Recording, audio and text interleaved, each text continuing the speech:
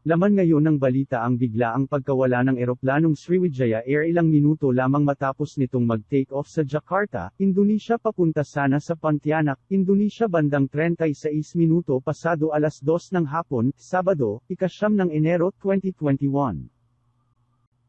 Ngunit, ang isa rin sa mga nagpagulat sa mga tao ay ang biglaan ding pagkalat ng isang Facebook post kung saan makikita na minsan na palang nahulaan ng psychic na si Rudy Baldwin ang mangyayari umanong pagkawala ng dalawang magkaibang eroplano mula sa ibang bansa. Ang isa sa mga ito ay animoy tugmaang pagkakalarawan sa nawawala ngayong eroplano. Base sa isang larawan, ang naturang vision o prediksyon ay ibinahagi ni Baldwin noong Nobyembre ng nakaraang taon. Dito, ayon kay Baldwin ay dalawang magkaibang eroplano mula sa ibang bansa ang umano'y maaaksidente na marahil ay dahil sa engine failure. Bagamat hindi pa pinal o wala pang opisyal na pahayag tungkol sa sanhi ng pagkawala ng Sriwijaya Air sa Indonesia, mayroong lumalabas na ulat na umano'y nag-crash ang eroplano.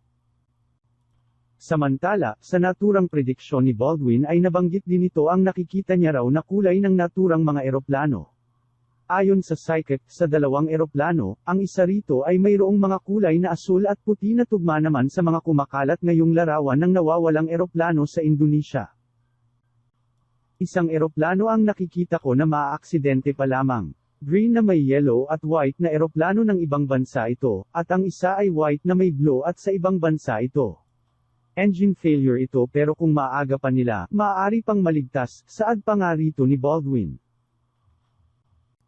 Nawala umano sa radar ang eroplano 4 na minuto lamang matapos nitong mag-take off para sa isang 90-minute flight sakay ang nasa 56 na mga pasahero at 6 na crew ng eroplano.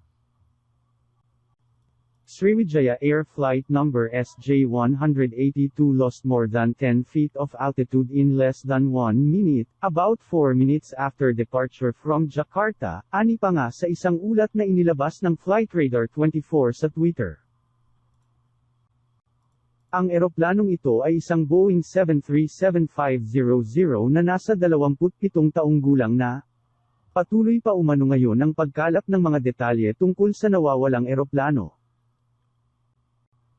Ngunit, ayon sa ilang mga ulat, mayroon umanong natagpuan na mga debris ng eroplano at mga damit ang ilang mga mangingisda mula sa lugar. Kaya naman, pinangangambahan ngayon ng mga awtoridad na nag-crash umano ang eroplano ilang minuto lamang matapos nitong mag-take off sa Jakarta, Indonesia. Ayon pa nga sa mga karagdagang ulat, bagamat hindi nila nakita ang umano'y pagbagsak ng eroplano, mayroon daw mga mangingisda na nagsabing mayroon silang narinig na pagsabog sa dagat. 3 mangingisda mula sa Lancang Island ang nagsabi na nakarinig sila nito at nakaranas ng biglaang pagtaas ng alon sa parehong oras na pinangangambahang nawala ang eroplano. I heard very loud explosion. I thought it was a bomb or a big thunder.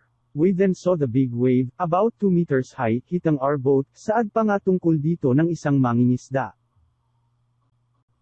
Ang Lancang at Lucky Island sa hilagang kanluran ng Jakarta, Indonesia ay ang lugar na pinaghihinalaang nawala ang Sriwijaya Air Boeing 737-500 kaya mayroon ngayong nagaganap na search operation sa lugar.